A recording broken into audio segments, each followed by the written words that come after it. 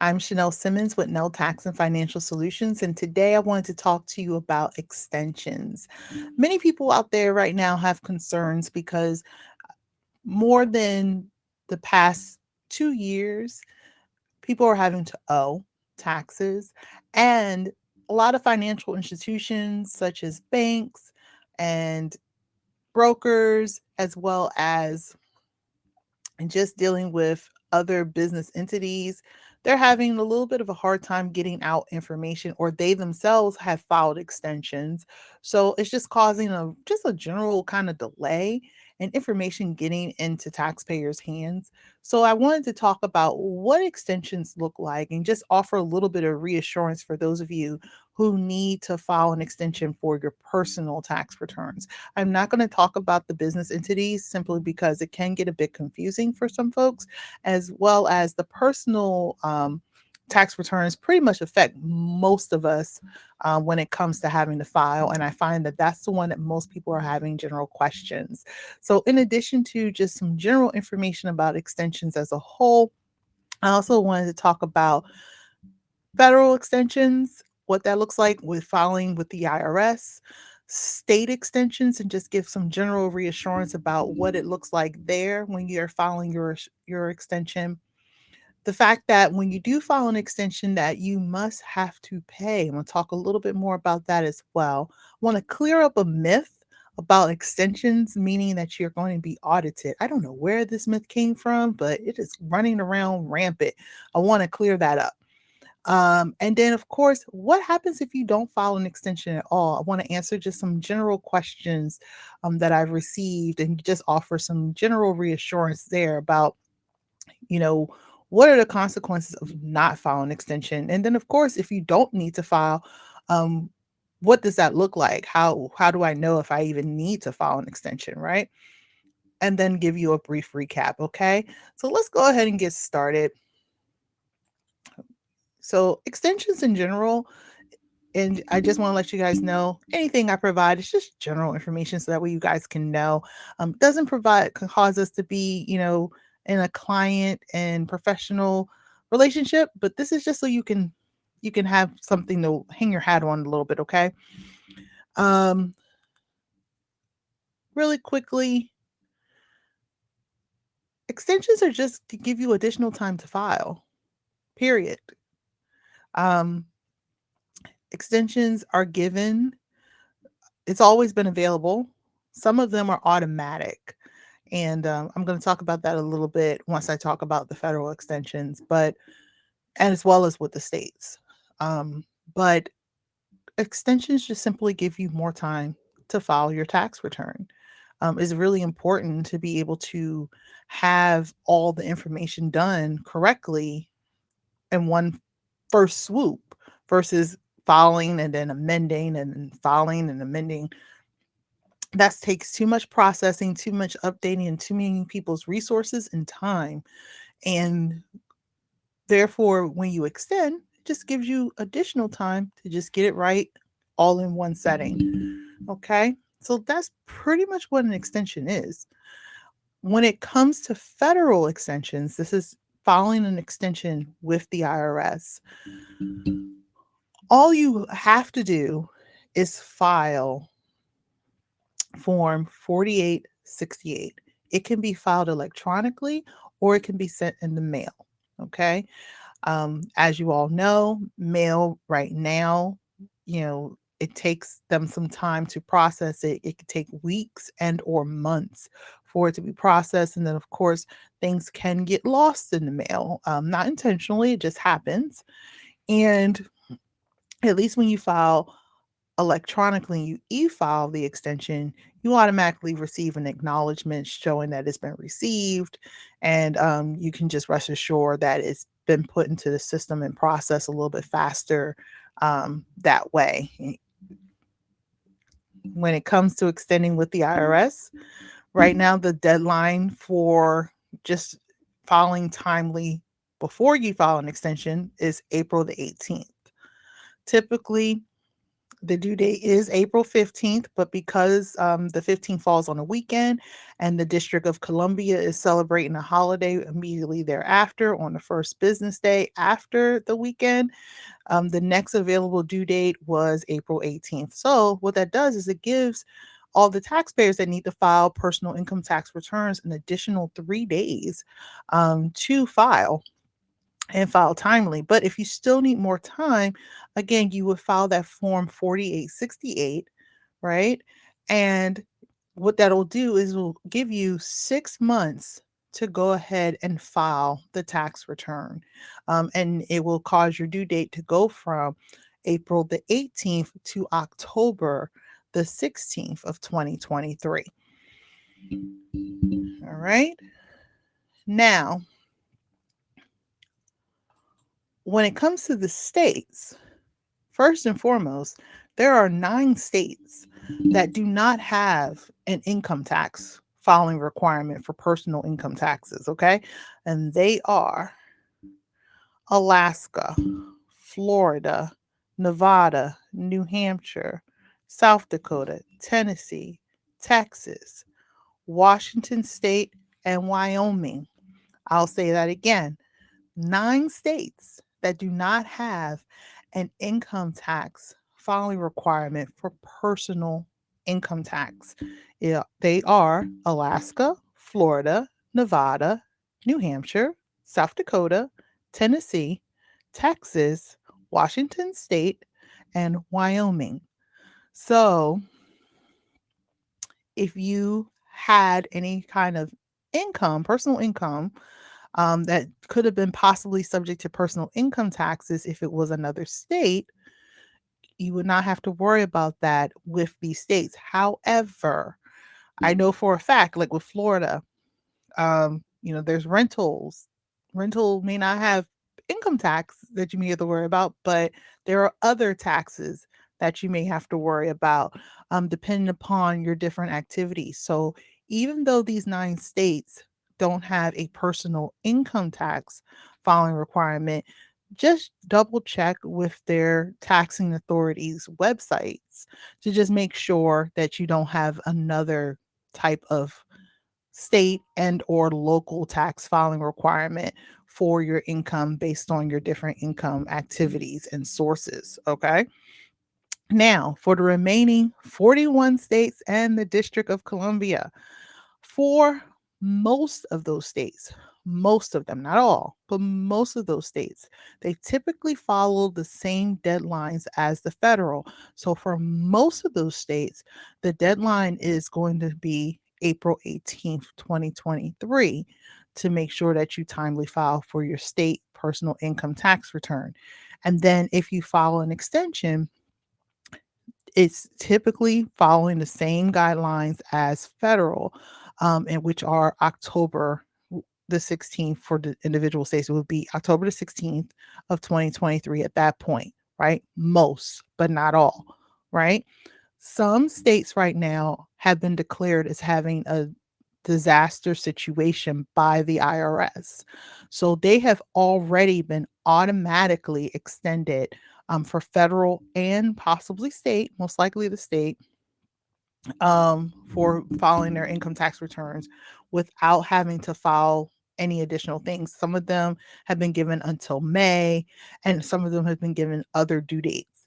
Um, those states this year for 2023 are California, New York. I want to say I saw Alabama listed. Um, so there's some other states that if you have right now what's considered a disaster area situation, the IRS has to declare it. It's listed on their site. I'm providing the link. Look to see if your area qualifies for that automatic extension. It would not require for you to have any additional filing requirements. Um, and you would be covered for your federal return and most likely for the state as well. Um, but again, it has to be declared by the IRS. So, and it may not be the entire state, it could be just a very designated area that was impacted, per FEMA, by the natural disaster. So just make sure you're very careful about that, okay? And like I said, I provided the link that does list more in detail where that is, okay? Um let's see what else with the states. So some of the states will automatically extend your state income tax filing requirement as long as you've already filed the 4868 with federal. Just some, not all. Some of them have their own return that must be filed outside of the federal extension form in order for you to file. Again, it's a state by state and district basis. You need to just double check. A good bit of them do follow and with the federal, and all you need to do is follow the federal one, and especially if you e-file it, they will automatically be alerted. But others, you may have to go ahead and file your own separate one. Now, whether it's federal, state, or both, when you file an extension, even though you're getting more time to file your return, you still have to pay by the original due date. So, since federal's due date, right, the IRS's due date is April the 18th, 2023, you would need, if you typically owe, if you know that you're going to owe taxes and you have not already sent in enough in estimated payments, or you did not withhold enough in state, in within your withholdings, whether it's from your wages or whether it was from 1099 income, then you would need to send in a payment when you file your extension. Okay. And same thing with the states. Typically, if you send in a payment for some of the states, even if you don't file a form, they will go ahead and automatically extend you. Some states, not all. So remember, and when I make that disclaimer, I can't even really even go down the list because it becomes like this weird matrix because it's like this state does, but this state doesn't. But this state does this, and this state it's extensive. If it applies to you, you will know. Just check with your state, check with your tax professional, right? And can check and just double check for your state what's going on, right? This is why having a tax professional is very helpful because we're wired to keep track of that crazy matrix of who does and who doesn't. But seriously, I just each state will basically say, some of them, as long as you send in a payment, you are automatically extended without having to send in any additional forms. Others, you will have to send in the form plus a payment if you owe. And again, you still got to go back to did you withhold enough? If you withheld enough, you may not have to send in a payment when you send in the request to give you an extension and give you more time to file. But keep in mind, if a payment is not made when you make the request by filing the extension, what happens is you have now voided your extension. It's not technically valid because you didn't pay enough taxes to make sure that you did not have a require like that you made sure that you didn't owe anything, right? All they want you to do when you file an extension is just give you more time to file, but filing an extension does not give you more time to pay. Now, for those of you who are like, but what, I thought, the IRS and I thought the states allow you to have installment agreements and installment payments. They do. That they do. That's a separate discussion. Um, you can file an extension, right?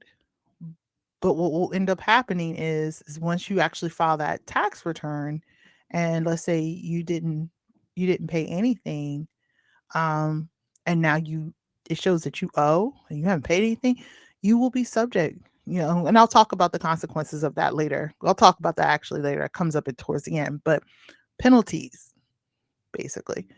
And we'll talk about that a little bit more, but you need to make sure, I really want to drive home, when you file the extension, if you know that you must pay or you typically owe something after you consider withholdings, right?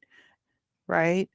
So, like, and the way you can kind of get a gauge of this, look at the total taxes that you've paid, not the taxes due, not the taxes due a number, the total taxes that you've paid on a previous tax return, right?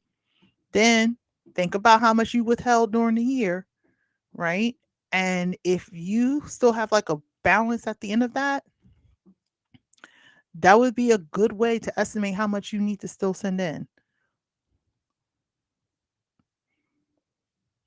That gets you at least somewhere, right?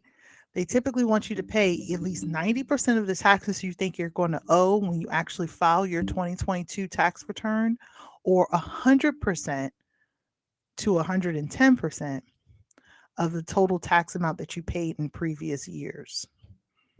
And that's considering your withholdings. Okay. So don't sit here and be like, oh, but I already paid some withholdings and they want me to still send in all that taxes too. No, no, no. That's considering your withholdings. Okay. And if you end up paying more when you send in the extension than what you needed to, they'll refund you back the difference.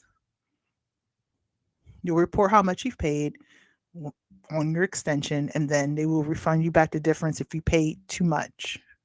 And then, of course, if you owe more, then of course at the end the return is going to say you owe X amount of dollars still.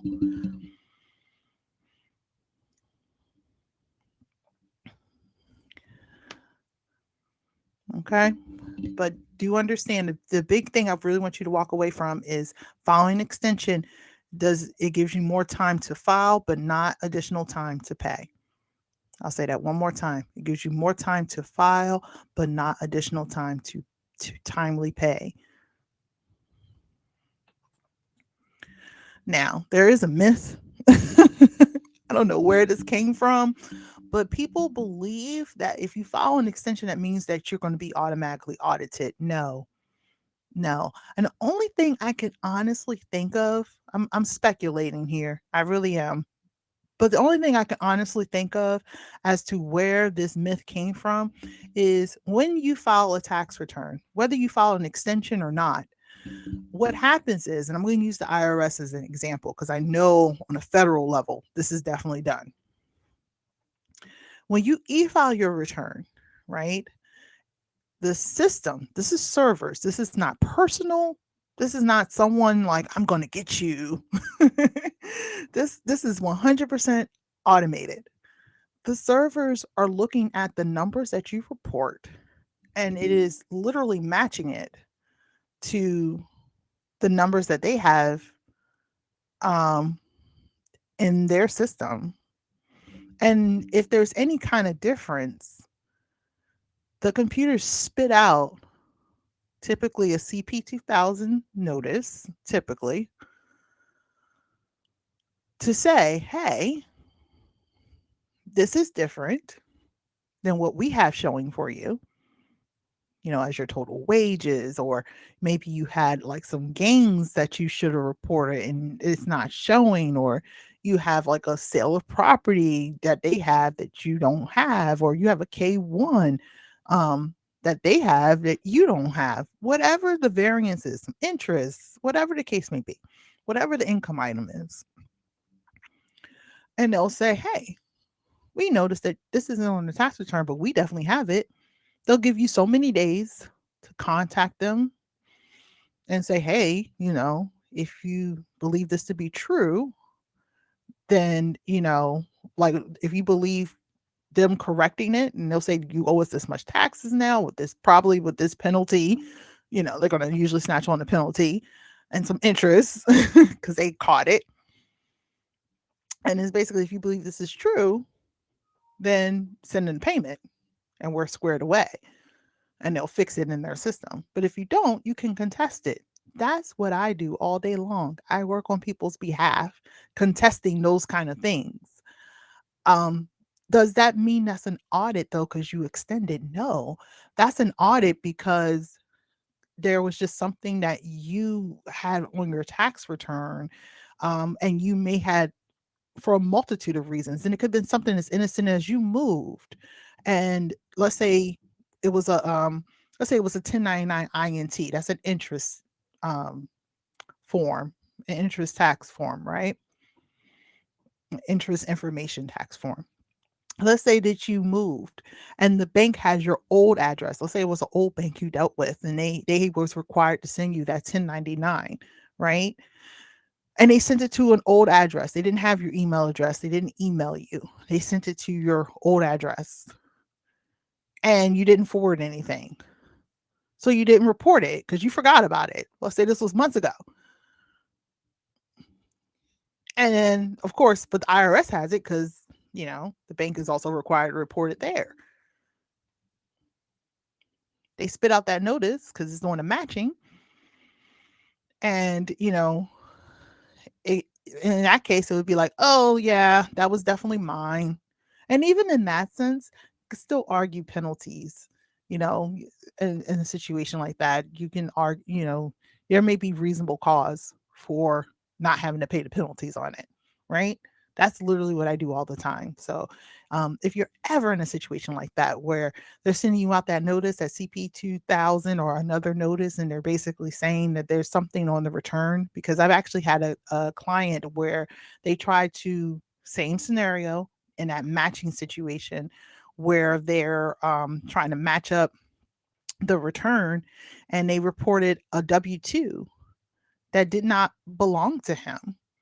And he would have ended up, if he would have just paid it, he would have paid $6,000 in additional taxes and penalties and interest because the notice spat it out. Go to find out it was an error.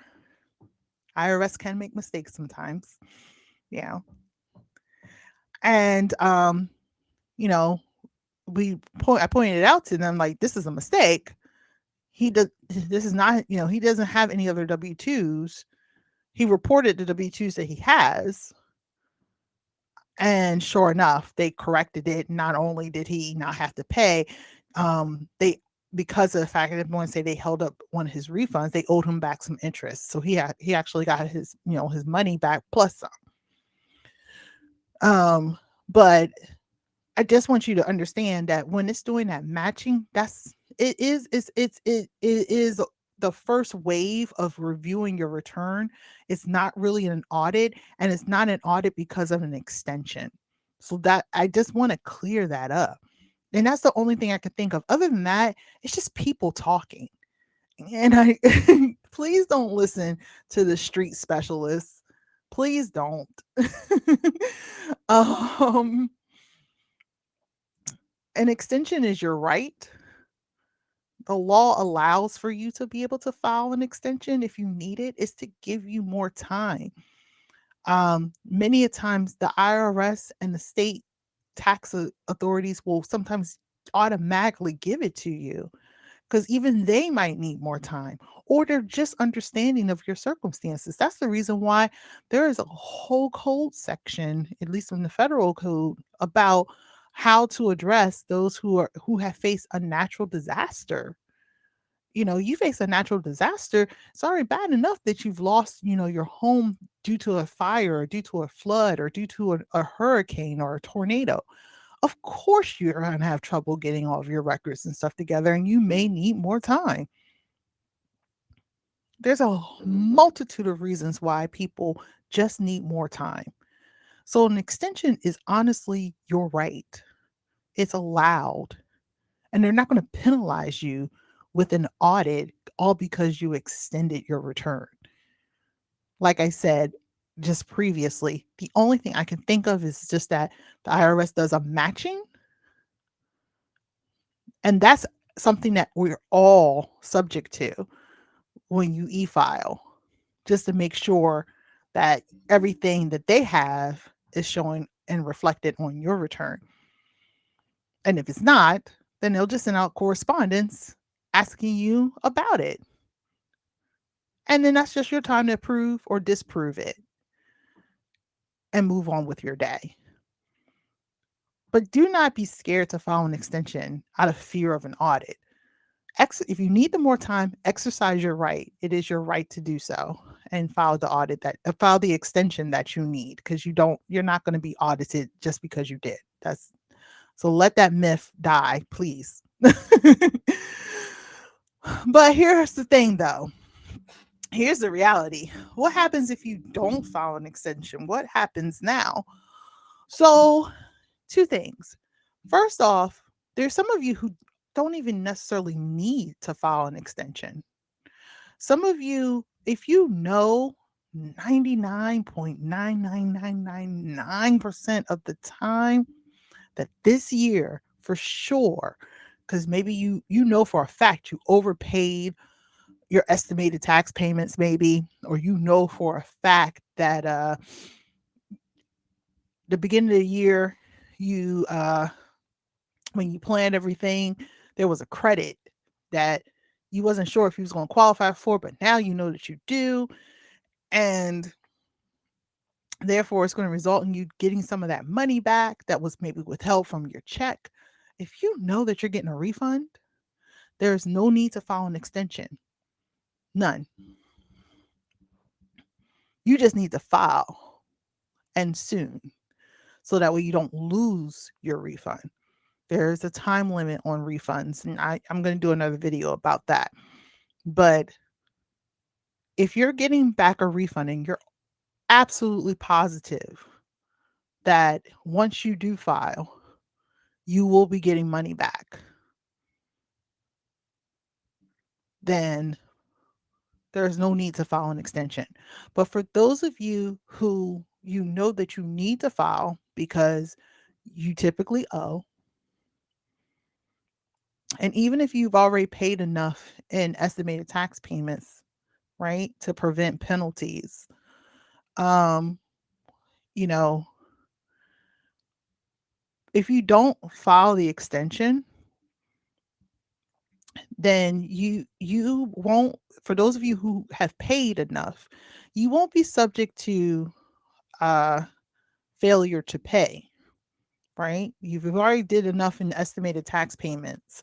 You won't be subject to failure to pay penalties, but you will be subject to failure to file penalties if you don't file an extension. And failure to file penalty is 5% of the taxes that you owed.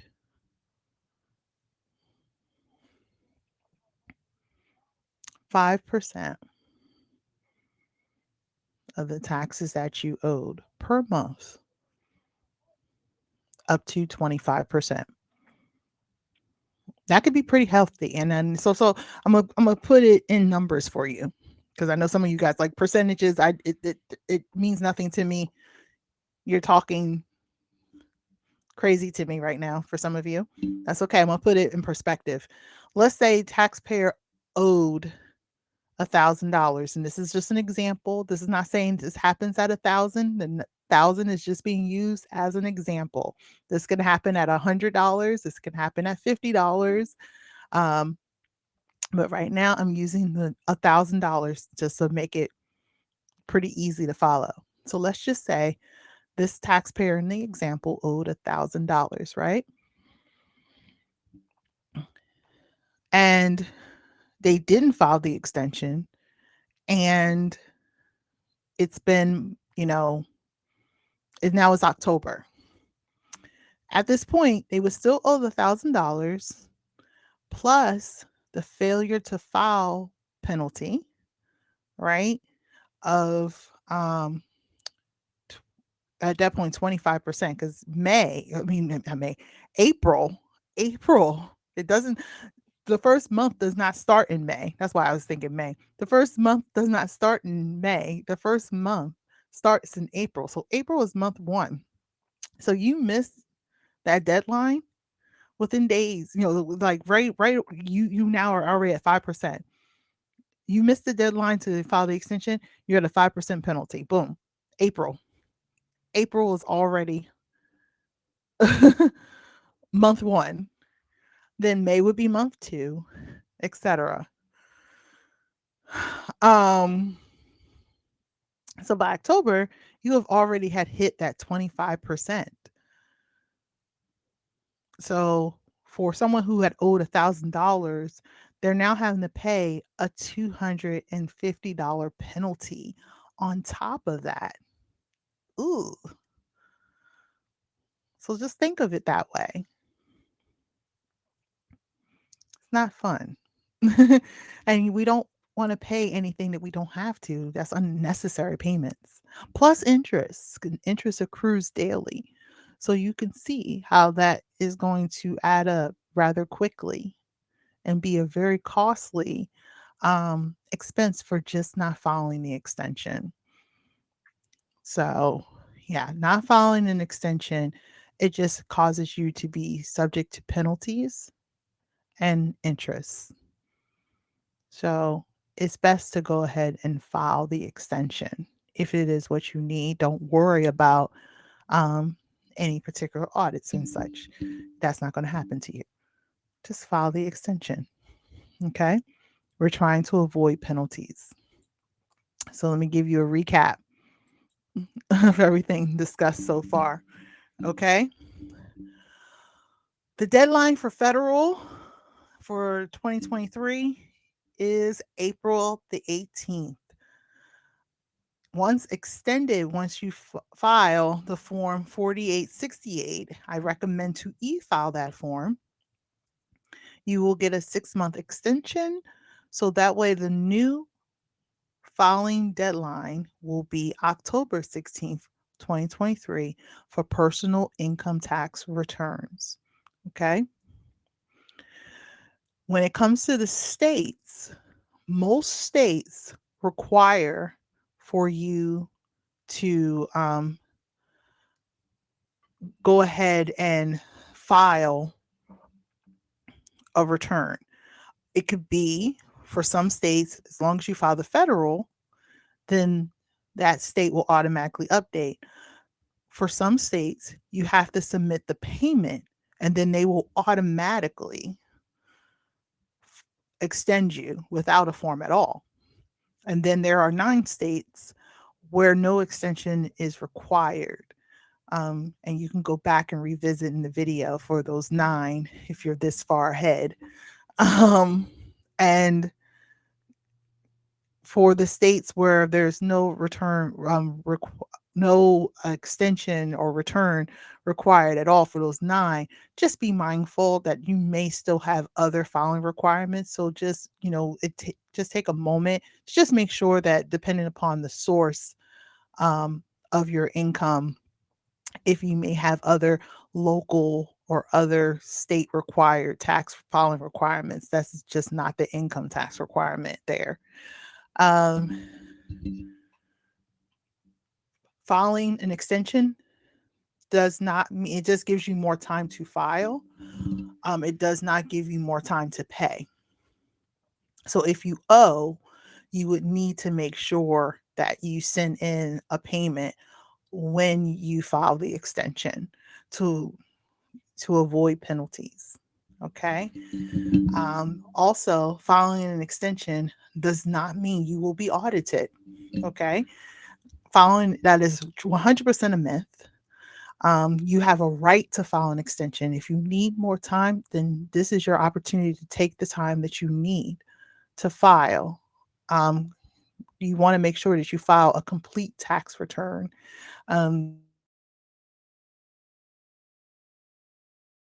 Numbers, okay?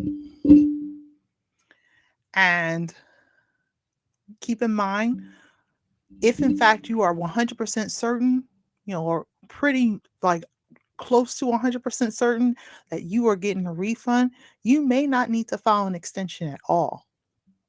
Okay.